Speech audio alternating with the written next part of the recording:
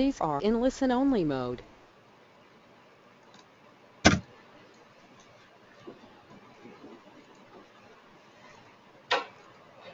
Well, good afternoon. Good morning to some of you on the West Coast.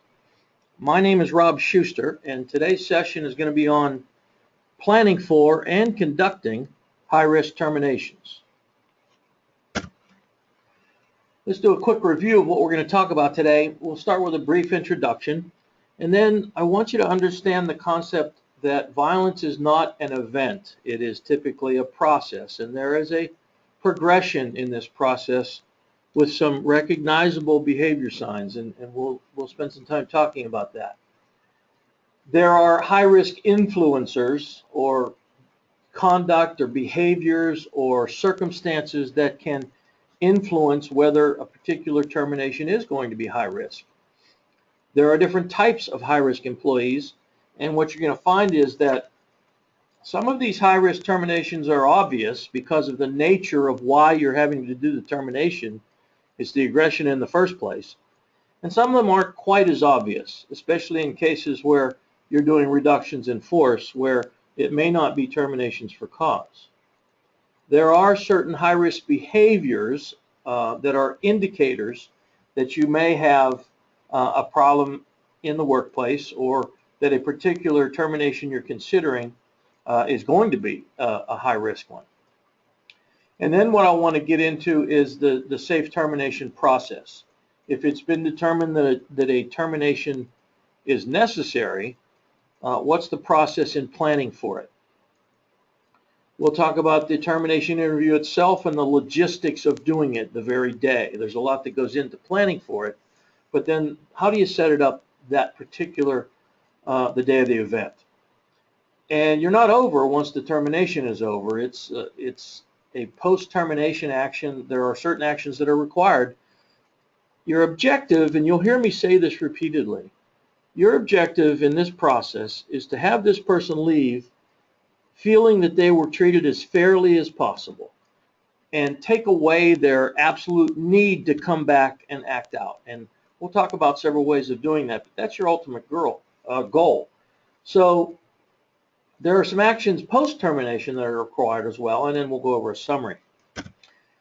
So terminations are really a subset of the larger problem of workplace violence, high-risk terminations, that is.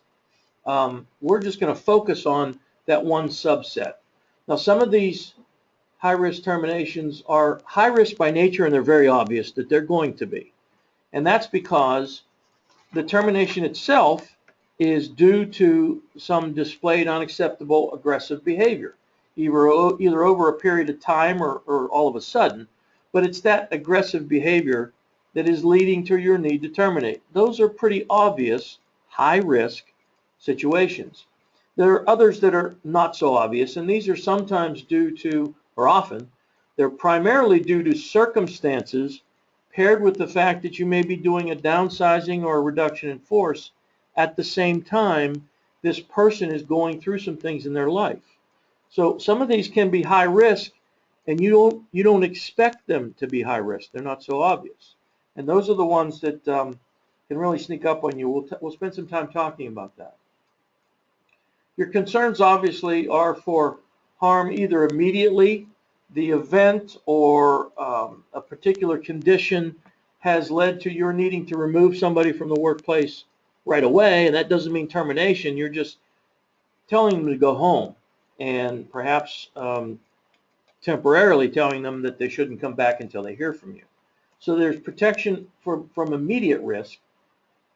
There's preparation for guarding against potential harm at the termination session itself, and then after the termination, later. And this is the part that a lot of people forget. And it's due to the long-term impact that you're having on the employee and how they move on with their life, and perhaps they don't, and they turn to a desire for retaliation. And this, frankly, can be your biggest challenge. Now let's look at what I said earlier, that the violence is not an act or an event. It's the end of a process. It typically is something that progresses.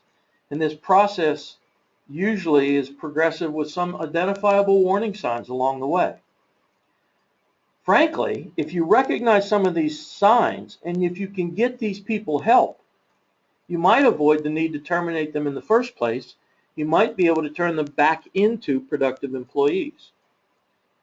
Now, many high-risk terminations involve employees that have been a long-term concern, and for some reason, it's just coming to the surface.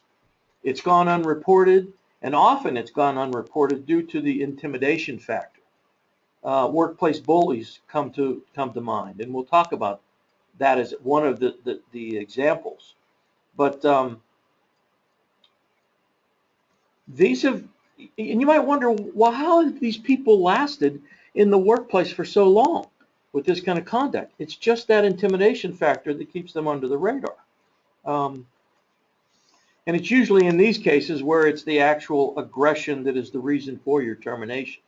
So we'll talk about behavior patterns and things that you might be able to recognize to know that you're going into a high-risk termination. And in this case, it would be fairly obvious.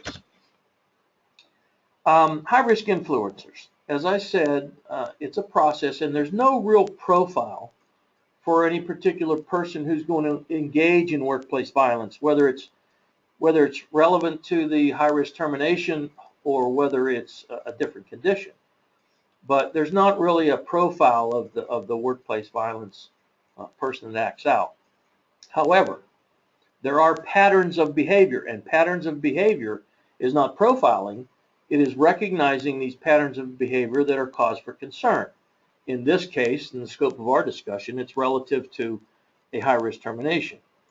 Often these can be changing personal circumstances, family situations, economic conditions, social circumstances that are causing a drastic negative impact on this person's life. It can affect their emotional state.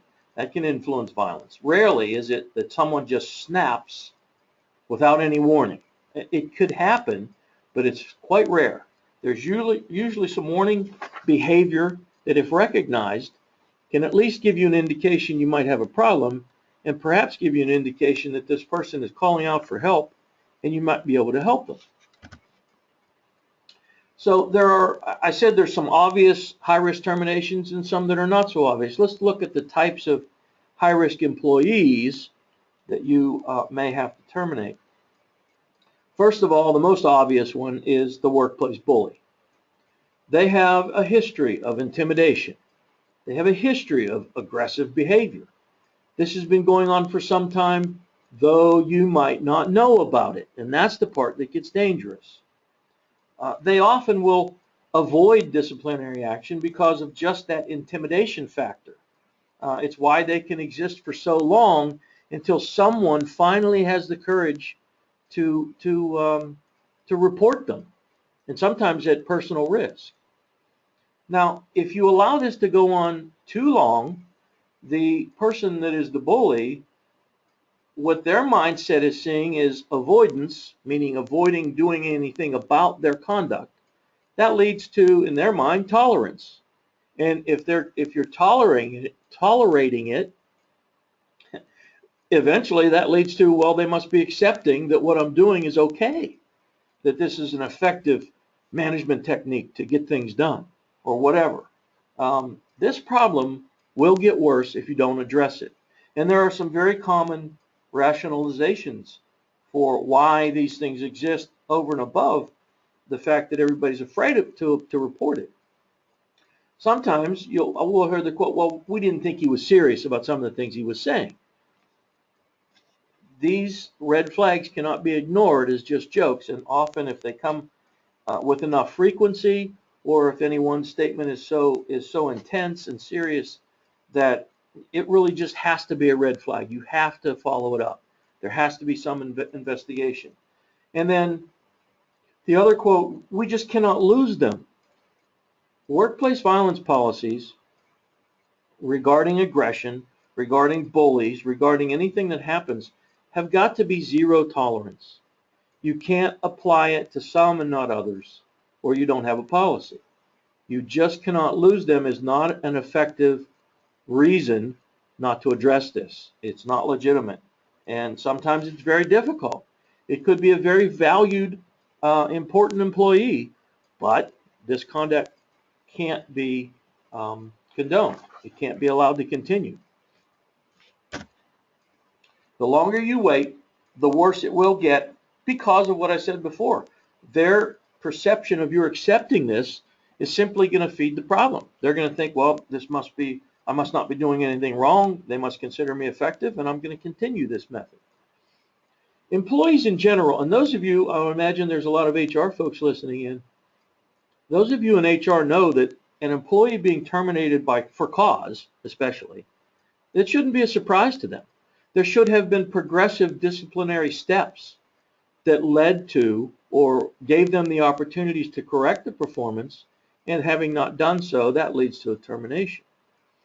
Managers should not give good ratings to poor performers just because they're afraid of them, and that's where the intimidation factor comes in. This has happened. They give good ratings to poor performers in hopes that they can maybe transfer them out, or in worst case, promote them out. And then there's somebody else's problem. They're not their problem anymore. This happens, and it shouldn't, because imagine what the bully's thinking if not only you're tolerating and accepting it, but you're promoting them because of it. You really have a problem now. So use your progressive disciplinary process properly, and you'll be far ahead of the game. You'll have an indication that you might have a problem, and it won't lead to further problems in the workplace. So enough about the bully. Let's look at the disgruntled employee. This is another type of high-risk employee. The bully is going to be very obvious. If you have to terminate them, that's going to be a high-risk condition. So is the disgruntled employee, maybe to a lesser degree. But you'll have some indication that if you have to terminate this person, there could be a problem. The disgruntled employee believes they've been treated unfairly. They can be overly focused on a single traumatic event. They didn't get a particular promotion. They were passed over. They didn't get a particular pay raise that they thought they deserved. Whatever the condition, they just feel like they were treated unfairly, and they can be really self-absorbed and focused on the negative. They'll become increasingly withdrawn, perhaps less involved in social events at the office or even personal engagement with others at the office. They believe the system can't solve their problems, that it's almost a paranoia. The company or the organization is out to get them. And in some cases, they have decided that there will come a time when they may have to take things into their own hands. And this, again, is usually a developmental thing, and that suggestion that they may have to take things into their own hands should be seen as a subtle threat. Then you have the overly attached employee. Now here we're getting into the areas where they might not be so obvious. If you have a reduction in force or a downsizing, and you have this type of employee, the employee who literally the job is their life. They literally cannot leave. They're overly dependent on the company for a variety of critical needs. They don't have a family network. They don't have a social network. They don't have a support structure. The job is it for them. And they're the last in the office to leave and the first to get there in the morning. They feel betrayed. If they are riffed or if they're terminated because, not for cause, but just because of a reduction in force or a downsizing, they feel betrayed and rejected if they're terminated, especially if it's not done for cause. And that can lead to them feeling like they have no support structure. They have no options. It can really lead to feelings of total despair. Losing a job is traumatic. For these people, it's devastating. It's life impacting. And it can cause the termination to be a high risk one because of how they may react. And believe me, these will sneak up on you if you don't know a little bit about what's going on with this person or a little bit about their life. And then another one that may sneak up on you, that there are some behavior patterns that you could observe prior to. And here again, it's if these people are caught up in a termination that's not due to cause. There are some folks that have just come to the end of their rope. It's a culmination of bad events that have happened to them in a short period of time. Perhaps a death in the family, a divorce, bankruptcy. So they have financial problems, they have personal problems, they have marriage problems. It's causing extreme emotional distress. And they don't have a real good support system. They aren't seeking help on their own. It can lead to them feeling that sense of hopelessness, that there's just everything in their life is falling apart. There's no way out. This can lead to a more rapid deterioration of perhaps their appearance, their demeanor, and even their work quality. And that might be one of the reasons why you're deciding that they have to be terminated. But the termination itself, if this is a necessary action, that can be perceived by them as the very last straw. The last thing that they were totally depending on was their job, and now it's gone too, along with everything else. So you can imagine the mindset that puts them in. They may feel like they can't take it anymore. They have just gotten to the end of the rope. There are going to be probable indications that their coworkers can see. So that has to be reported, and so that you can at least, if there's going to be a termination to involve them, you can at least prepare for this as possibly being in a high-risk termination. Now, we've talked about the types of categories of people to be concerned about, but what are the behaviors? And I said there's indicators. What are those behaviors, or what could they be? Let's talk about those. Certainly, overt or direct threats. Anything that is an overt or a direct threat, certainly, I mean, that may be cause for the termination in the first place. And if the reason you're terminating them is that they've made threats, that automatically pushes it to a high-risk termination. There could be indirect or implied conditional threats that are more subtle, but are very much as real as the overt threats. Signs of the emotional distress that we've talked about: decreased productivity, changes in their social interaction, perhaps a deterioration in their appearance and their self-care, their hygiene. Or you might have explosive outbursts that are disproportional to the situation at hand. They just fly off the handle for something that they really shouldn't. Then there, of course, like in the case of the bully, there's this history of aggressive behavior. Now, look at that photograph on the right, and I ask you this. There are conditions where bullies have existed for so long in the workplace, they've been kept under the radar by design, through intimidation, through no one being able to report them for fear of their position, for fear of being acted out upon. And look at the person in that photograph that seems to be being screamed at. Clearly, the person on the left is the aggressor, and the person on the right is, look at the look on his face. It's like, how much longer am I going to take this? And one day, that person maybe snaps.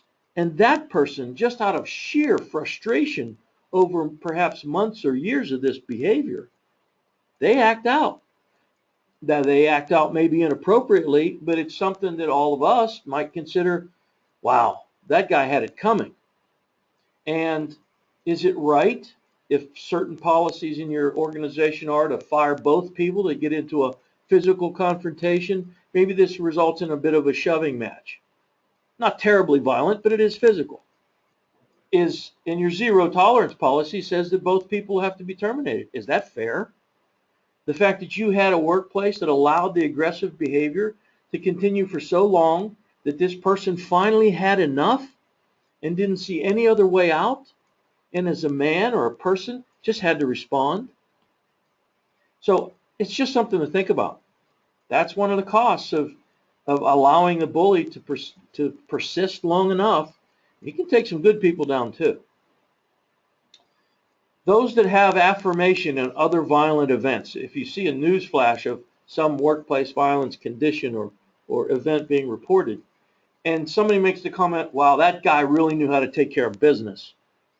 Kind of a comment that needs to give you a moment of pause. That needs to be reported. A total fixation on weapons.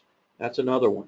Now that doesn't mean if you're a gun collector and you go to the range every once in a while, you're going to be you're a high risk termination candidate or your workplace violence candidate, but a total fixation on weapons. That's all you can talk about.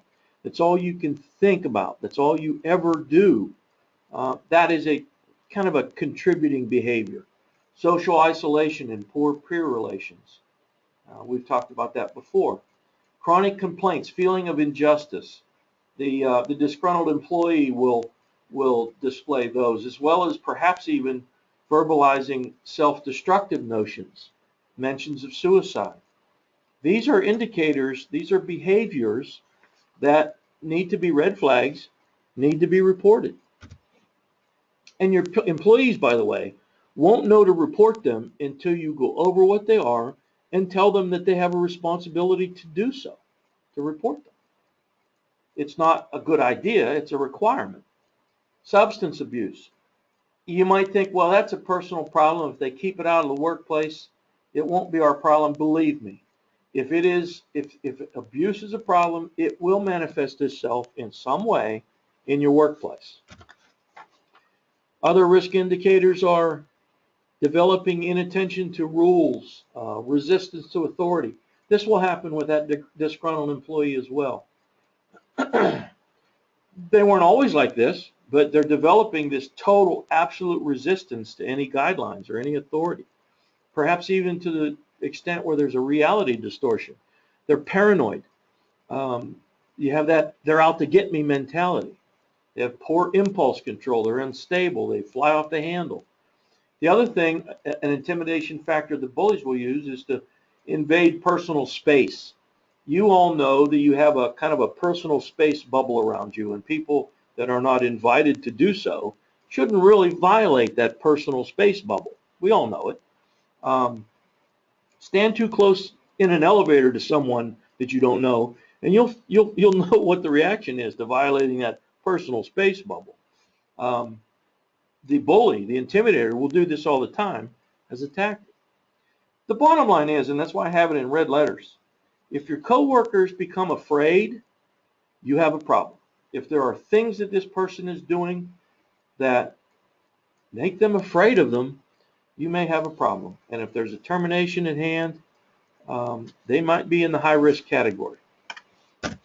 So now that we've established that there's some that will sneak up on you, there's some that are obvious, what kind of things you might want to look for, what kind of things you might want to consider if you're having downsizings or a particular termination, whether it's the aggression or violence that's driven that termination or not. We've established now that you have to do a little homework to decide whether you have a high-risk termination. So in case you do, and in the event that you do, now there's that termination process. The planning for the actual event and the logistics and management of the actual event to, again, set up the circumstances that would minimize the probability of there being a violent confrontation. The first thing you want to do, and it is a process. It's not just we decide to do this tomorrow and we do it tomorrow morning. It is a process. It starts with stabilizing the current situation.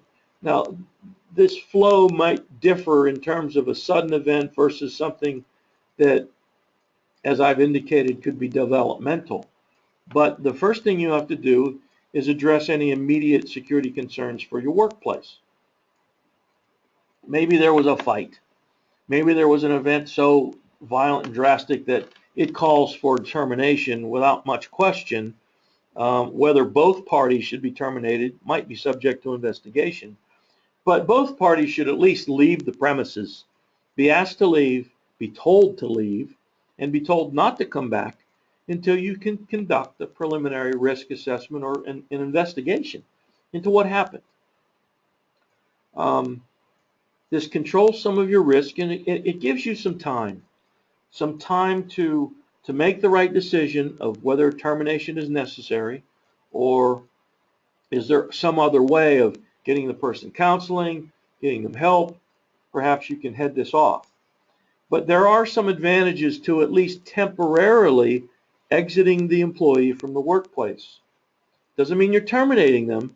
It means you're asking them not to come back until a number of things happen. So by exiting the employer or the employee prior to the termination, you can do a number of things. It accomplishes the first goal, is to ensure the safety and security of your workplace. It gives these employees more time to kind of calm down, to diffuse, perhaps realize how badly they screwed up, and kind of reflect. It tests their ability to comply and control their impulses. Can they get themselves under control? Can they come back into the workplace, after you have perhaps phone interviews with them about what happened, and are they ready to come back? And if you're giving them that opportunity, are they going to be under control when they do come back? You can then obtain a better, more comprehensive assessment. It's maybe during this preliminary investigation that you find out you do have a bully. You've had a bully for a long time. You've had somebody that's been making threats for a long time. You've had somebody that's used that intimidation factor for a long time, and you never knew about it because it was never spoken of. It was always swept under the rug. You had decent evaluations and transfers. Well, now things are coming to light. And if it's decided that you do need to terminate, then you have more time to plan it. So sometimes a temporary exiting of the employees out of the workplace and keeping them out of the workplace for a while, whether it's whatever you call it, whether it's suspension, whether it's leave without pay, whether it's just telling them to go home and not to come back until they're called, whatever you're going to call it, keep them out of the workplace to allow you time to do some of these things. The second step, obviously, is to investigate, thoroughly investigate. The first biggest mistake that most companies make, and even out of the context of high-risk terminations, but just workplace violence in general, the first common mistake is that they stay in denial. They stay in avoiding that there's a problem at all. They don't recognize that they have the bully on property, even though every one of their employees recognizes it. It's not reported, and they fail to recognize it. They're in denial. The second most common mistake after that denial is to act too hastily. Well, okay, we have a problem with so-and-so, let's just get rid of them. And this happens quite frequently. It's important not to do this. That's why I have it in red. I tell people all the time, just getting rid of somebody who's been a problem, that may not be the end of your problem. It may be the beginning of a bigger one. You may be solving one and creating a much bigger one. If you don't do this termination in a way and use a process that's going to reduce at least the chances of them coming back to act out at you after they have left, and sometimes considerably after they've left. So don't act too hastily as well. Make sure if you're making the termination decision that it's one that is well-founded and necessary. You may have in this investigation the ability to uncover some history. One thing I also indicate to clients is that a lot of your options to assess and to manage risk and to help this person, they end once they leave your employ. After you've terminated them, they don't owe you anything. You can't really keep your finger on the pulse of their behavior. You can't help them. The next step in the process is to consult and assess. This is after your preliminary investigation, you gather some of the facts about perhaps the incident that happened. You're going to look at other circumstances. You're going to collect the historical data. You may not do this by yourself. The preliminary investigation, perhaps that could be a supervisory task in the initial phases, but it shouldn't be done alone. You should have the collective wisdoms of others in the company to look at this whole case. Seek out others who engage with this individual. Ask what the history's been. Ask what led up to this.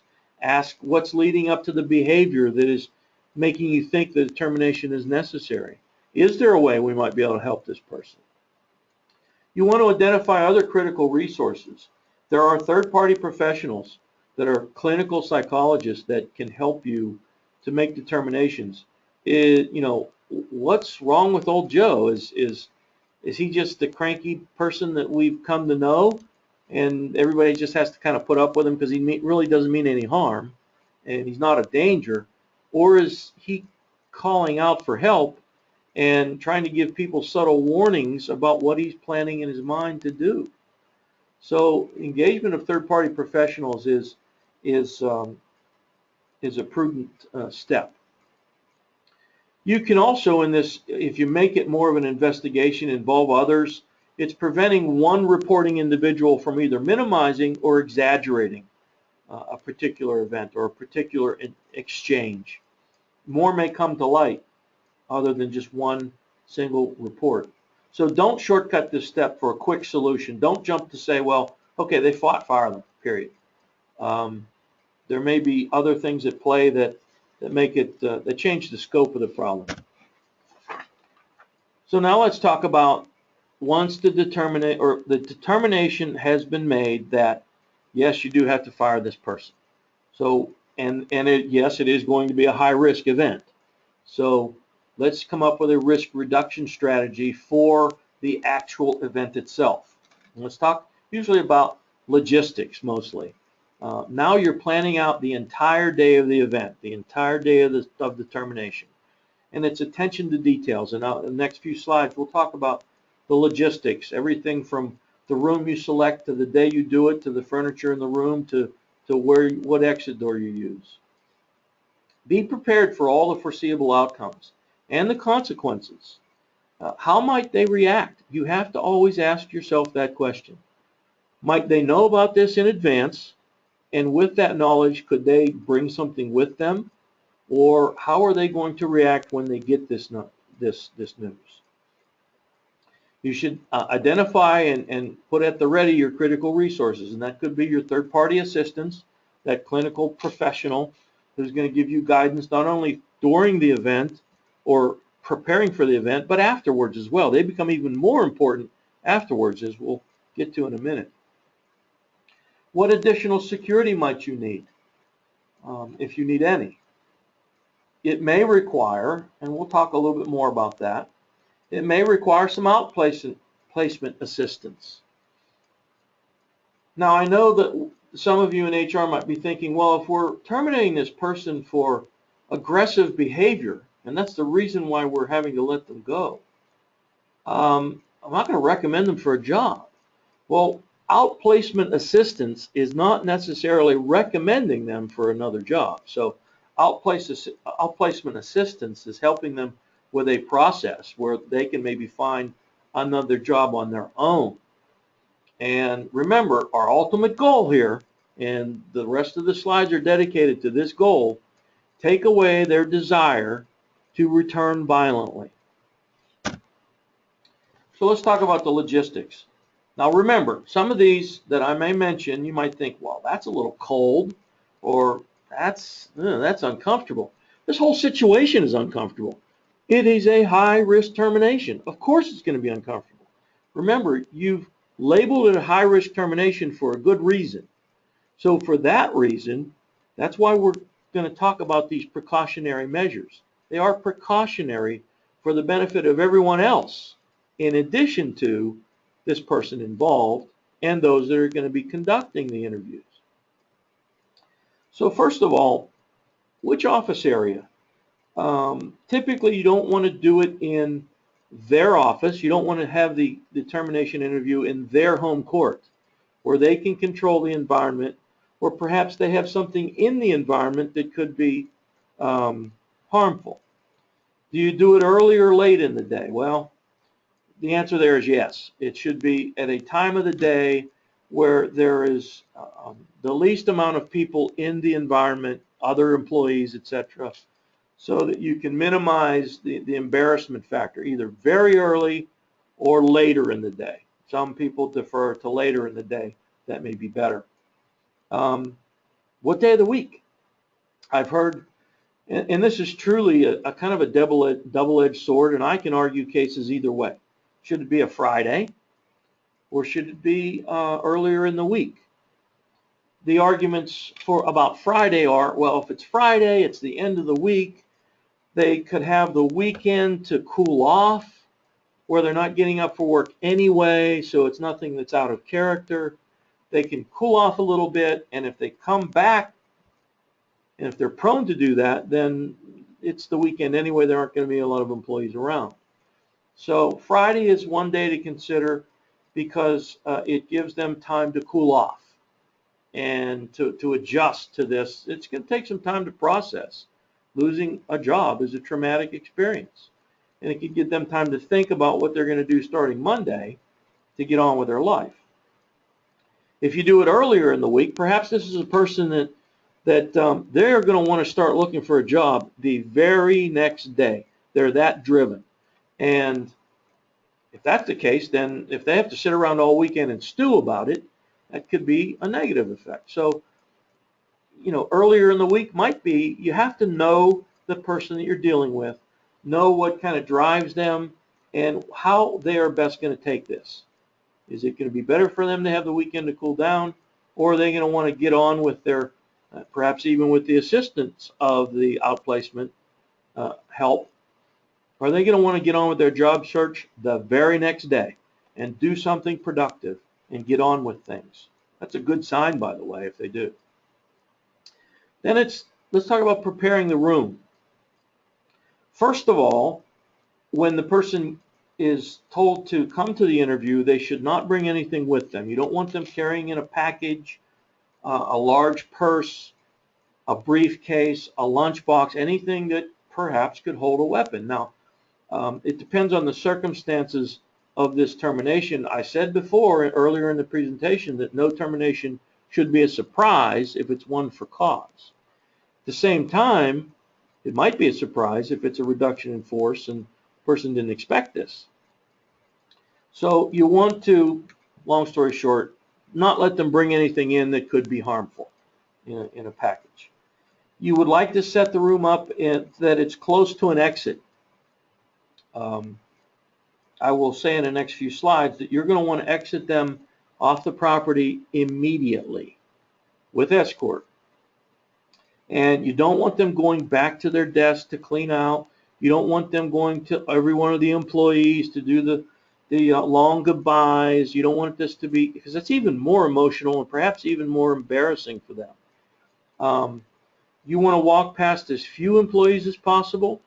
You've had to do this, and you have to do it under control, and you're the one that has to be in control. So you want to set it up so it's as close to an exit as possible, where you can discreetly exit them with dignity and quickly.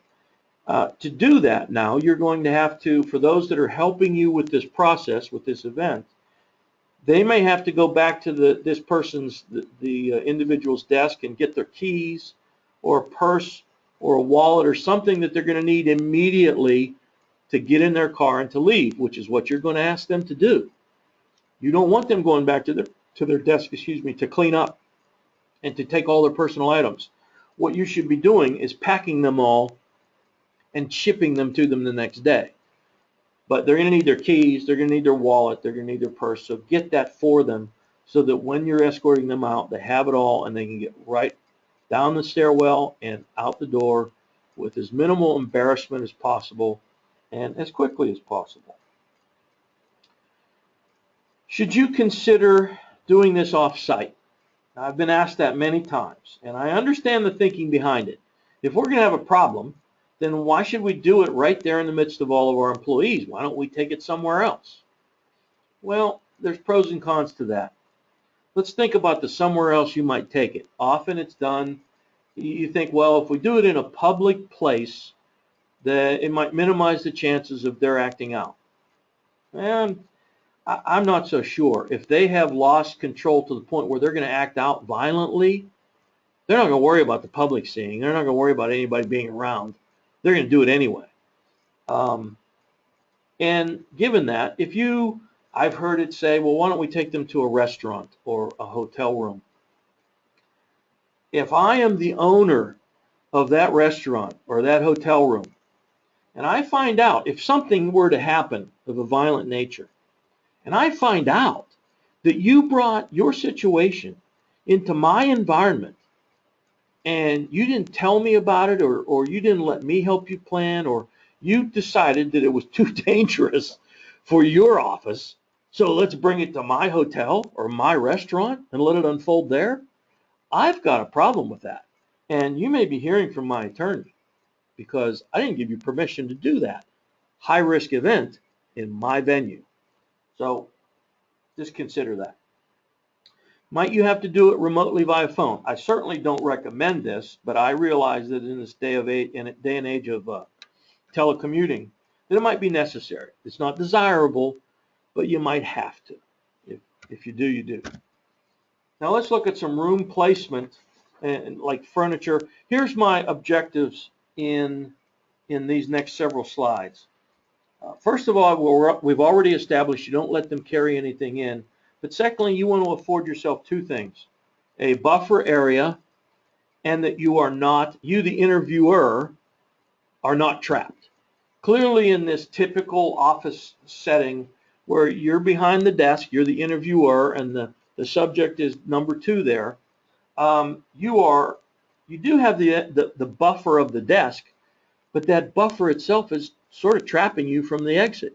If things go bad, you are trapped, and you want to avoid this condition. I'd prefer in that same office, and that buffer, that's just either an area of buffer, or that's a table, and if it's a table, it shouldn't be that big. It should be one that allows both people to not feel trapped. But you are in the number one position, the interviewer, and the subject is in the number two position. In that kind of scenario, you're both close to the door, neither one of you are feeling trapped behind a desk, and you can get out very quickly unimpeded. So those are the two things: buffer area for your protection, as well to give you some reaction time, as well as not being trapped.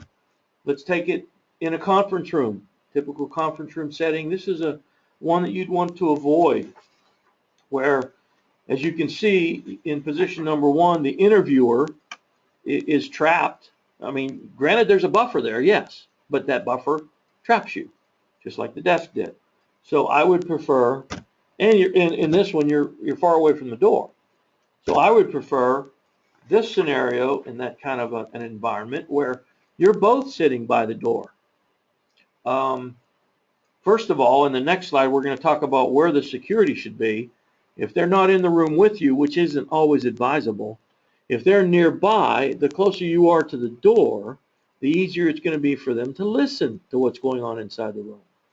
So you aren't trapped. There's a little bit of a buffer there with the corner of the table, but more importantly, you can get out very quickly, and even the subject doesn't feel trapped. So this is just, the other thing you want to do for the room, and I think I've mentioned this already, but remove everything. If you're doing it at a desk or you're doing it at a conference table, remove everything in the room except for the chairs that you need that could be used as a weapon. Staplers, telephones, whatever. If they could be used as a weapon, they shouldn't be on the desk. They shouldn't be in the room, just in case. Remember, this is still a high-risk termination, so you have to think that way. So the exit process, you want to, after the interview's been completed, you want it to be discreet but totally complete. There's no halfway. Security is available. Well, let's talk about security. Where and what kind? The where, should they be in the room with you? A lot of this, again, depends on the individual. If there's someone who typically is very respectful of authority, maybe it's better to have officers or security people in the room. Most often, though, a more discreet placement of them in a nearby room, especially nearby enough where they can hear. They can hear what's going on and can react quickly if it sounds like there's, voices are being raised, there's yelling, and there's a scuffle. I do not think that they need to be armed. You have hopefully set the conditions where it's unlikely that this person has a weapon in the first place. So being armed, it's just usually you can do this adequately in an unarmed position, in an unarmed status, and they don't have to be uniformed either. But they should be, the operative thing is close and listening and ability to respond. There should be more than one of them, because since they're unarmed, because you don't want them to shoot this person unless it's absolutely necessary, but you do want to restrain them if things get physical, and having more than one person to do the restraint would allow them to do it without physically hurting that person. Again, there's no goodbye sessions on the way out. You want to ship their personal belongings to them immediately. As quickly as you can get it to them, so that you can tell them your stuff will be shipped this afternoon, you should have it tomorrow, or at the latest the next day. And get them their keys and whatnot that they need to leave immediately. But the rest of their pictures and personal items from their desk or work area need to be shipped to them.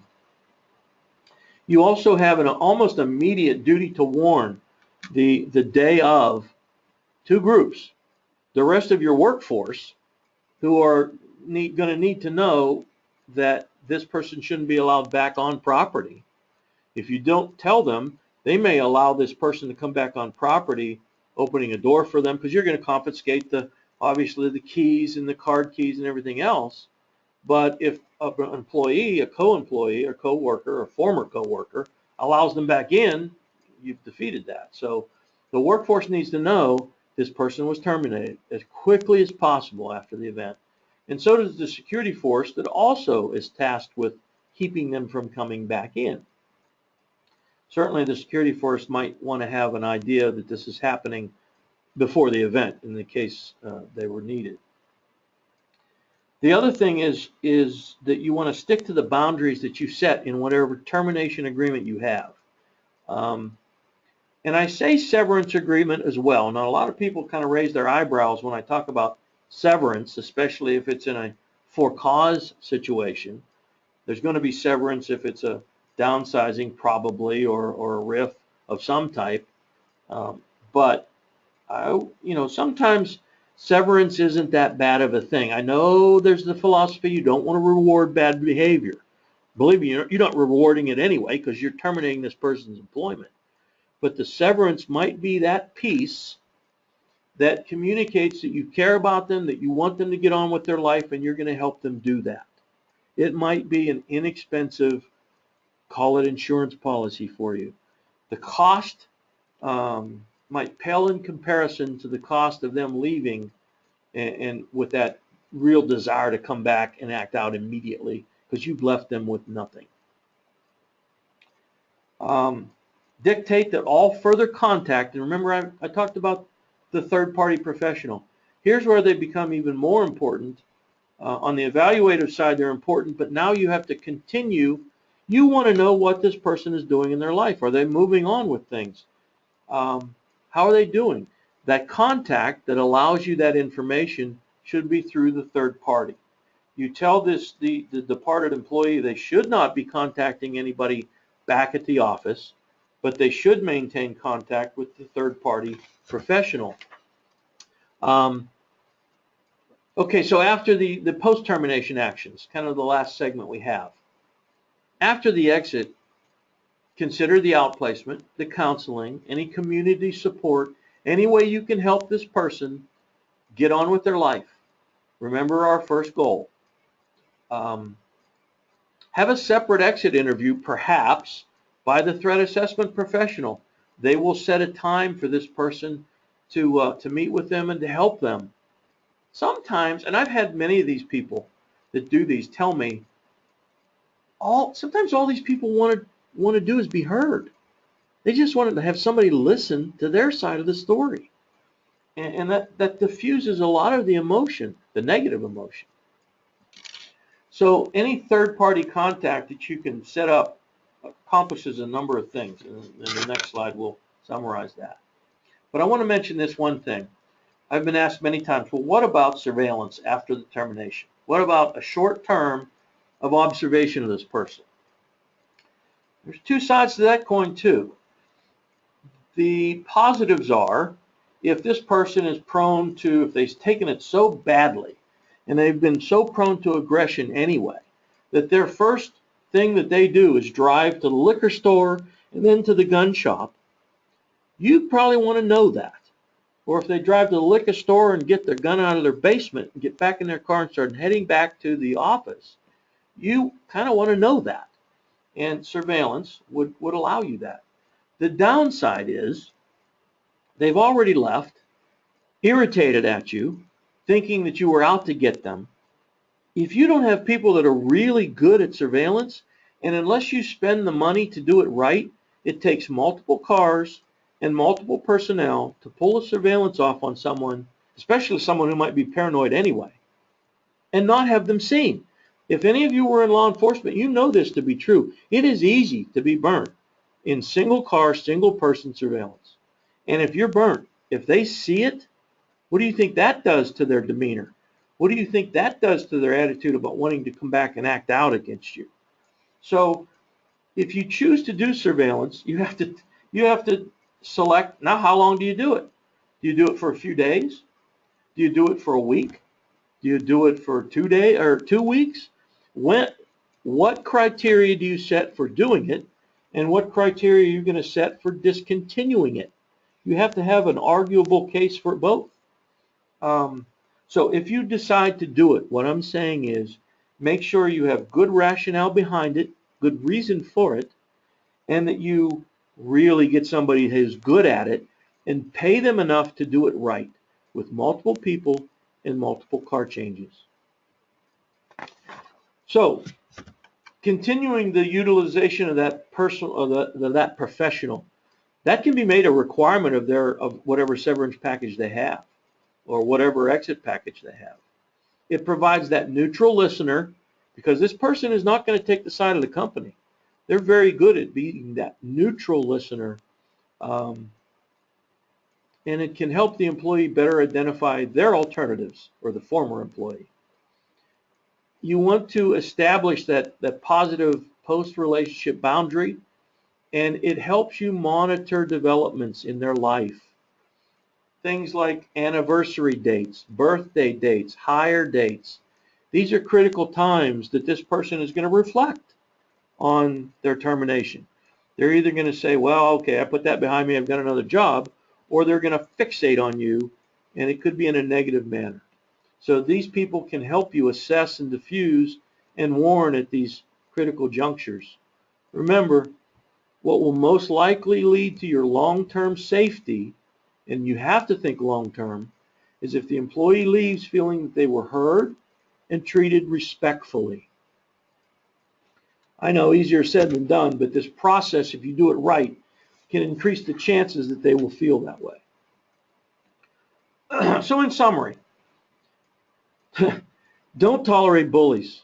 Get out of denial and don't let bullies exist in your workplace. And on the flip side of that, don't act too hastily. Those are the first and second biggest mistakes.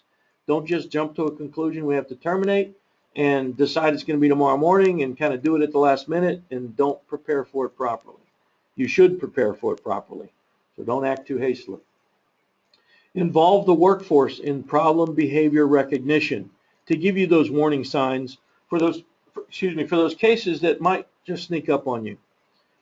Assure that there's going to be assertive supervisory action for this problem behavior when it is recognized and when it's reported. Can't just be swept under the rug. Can't just be kept quiet because of the intimidation factor. Your risk reduction is dependent on good case management, and it's a team effort. Don't go it alone.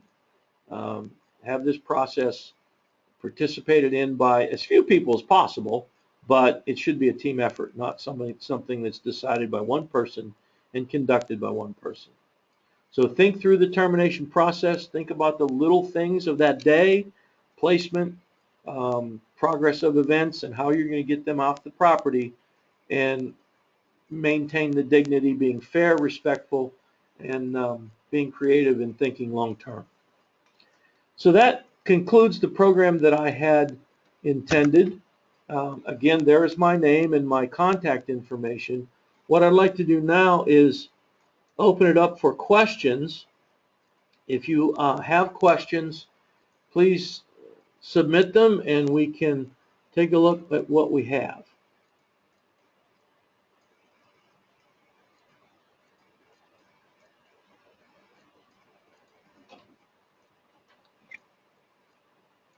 I have to expand one of these. See this. Okay. Give me 1 second. We're drawing up the questions, and I'll see if I can answer as many as I can. Okay. First question. Many HR departments will not allow terminations on Fridays due to self-harm stats. To any insight from my end, I don't have the statistics on whether terminations on Fridays lead to self-harm on the weekends because they have nothing else to engage them. I don't have the statistics on that. Clearly, if your HR department has done the research and sees statistics on that, it's well within their rights to make that a policy. Remember, I argued both sides of the case, so I'm not locked into the Fridays. Second question was, does anything change in approach when the employee has been diagnosed with a mental illness? My knee-jerk reaction there is yes. Specifically, if the doctor doesn't assist with concerns. We've had to resort to job performance progressive discipline to deal with an issue. Well, I know there's the patient-doctor privilege, and that's an ongoing debate about how strictly that should be enforced, and at what point does public safety override that duty to protect that privacy. Certainly mental illness is one of those cases where if you see the behavior patterns that might indicate there's a problem, whether it's mental illness driven or whether it's personal circumstance driven, perhaps you can get them the help that will improve the behavior and that will reduce the necessity for this termination. So the answer is the process itself doesn't change. Perhaps if there's a suggestion that might be in play, you pay a little more attention to, is this the right decision, or have we done everything we can to help this person perhaps turn their behavior around and become productive. How long should you maintain enhanced security measures post-termination, and what criteria should be considered? Well, I kind of addressed that when we talked about surveillance. If you do want to increase the security, that's primarily for the purpose of, at least in the few days that follow the event, that this person isn't trying to come back on property. How long you continue it is dependent on the circumstances of the individual case and how aggravated were they when they left. How did they take the event? What was their feedback they gave you? It's not I wish I had a formula. I don't. It's driven by the individual facts of the case. And as I said, you have to have good decision-making criteria for why you felt additional security, or even to a greater degree surveillance, was necessary. And if you have the additional security for observation, for example, how long do you continue that? I will tell you, and I should have mentioned this before, but the average time that it takes for someone to come back, if they're going to come back to a workplace and act out violently after they've been terminated, the average time, last I heard reported, was 6 months. It's been a few days, out to several years. There was a case in San Francisco where it was 9 years later. So the average time is 6 months. I don't think you're going to up the security for 6 months. So I don't know if that answers your question, but it gives you a little more information.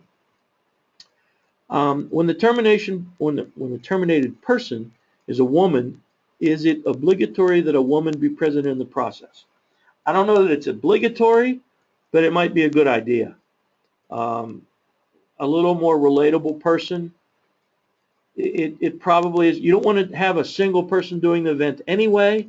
You always want to have witnesses, and having one of them be a woman is a very good idea. Will we be able to receive a copy of this PowerPoint? Yes. If anyone were to send me an email, you see my email on the slide. If you send me an email with your work information and your contact information, I will send you a copy of our PowerPoint that we used today. So it looks like that's all the questions. We are out of time, so I thank you for your attendance, and I look forward to seeing you on one of our other webinars. Thank you very much.